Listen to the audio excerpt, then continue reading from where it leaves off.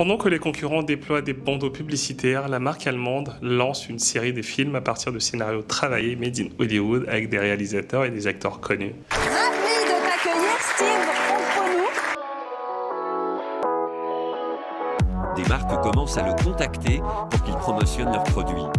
Ce chapeau, il a changé ma vie. Transformer les difficultés en avantages, qui plus est avec recul et une certaine dose d'humour. Steve Ungponu, influenceur volubile, chef d'entreprise rayonnant.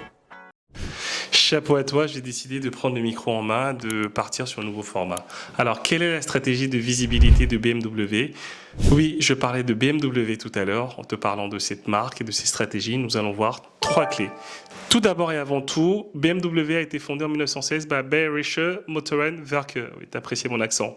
Plus connu sous le nom de BMW, c'est simple, on va rester là. Cette marque fait partie des leaders de son marché et n'a plus grand chose à prouver.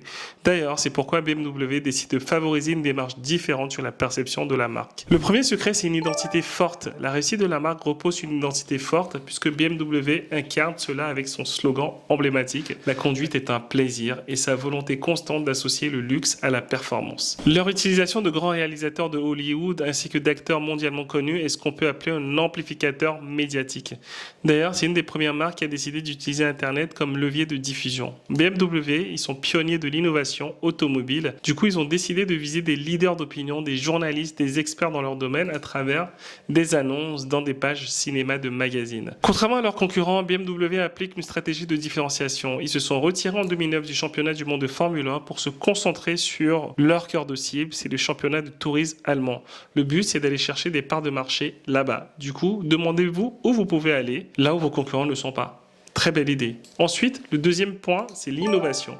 L'innovation, BMW, ça, ils connaissent en fait. Ils ont fait un court-métrage qui a été visionné plus de 11 millions de fois au début des années 2000, et cela même avant la naissance de YouTube. Cela a mené à des ventes records de plus de 11% par rapport à l'année précédente. Donc, un autre aspect crucial du succès de la marque, c'est la construction d'une communauté engagée et diversifiée. BMW ne se limite pas à la vente de voitures, mais crée une expérience pour ses clients, allant des événements exclusifs au club de propriétaires passionnés. D'ailleurs, vous savez que j'ai travaillé avec BMW moi-même. On a fait une campagne où il fallait aller au ski, à la montagne, pour le côté nature, pour le lancement d'une gamme électrique.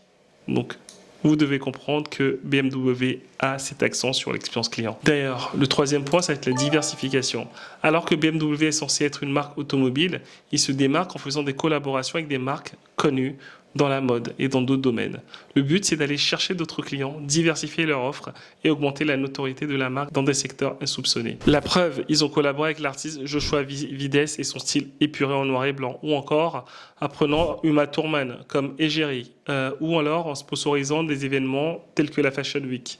Artistes, designers, acteurs connus, sportifs, mode, le succès de BMW est lié à cette volonté d'être présent auprès de grands acteurs de notre société. BMW est précurseur car ils ont décidé de passer toutes leurs voitures en mode électrique, investissement en recherche et développement, intelligence artificielle, gros budget, là on parle de milliards dans la construction et la rénovation de leurs usines. Leur nouvelle promesse, c'est faire attention à un monde nouveau, faire attention à un meilleur monde.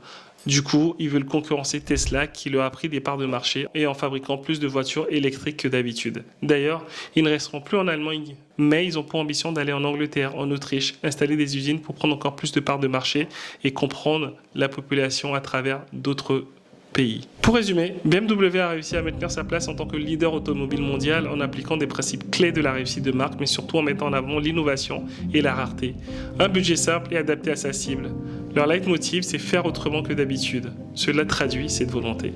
Et vous, posez-vous cette question. Comment pouvez-vous appliquer ces stratégies dans votre business ? Est-ce que ça vous a donné des idées ? J'ai hâte d'avoir vos retours.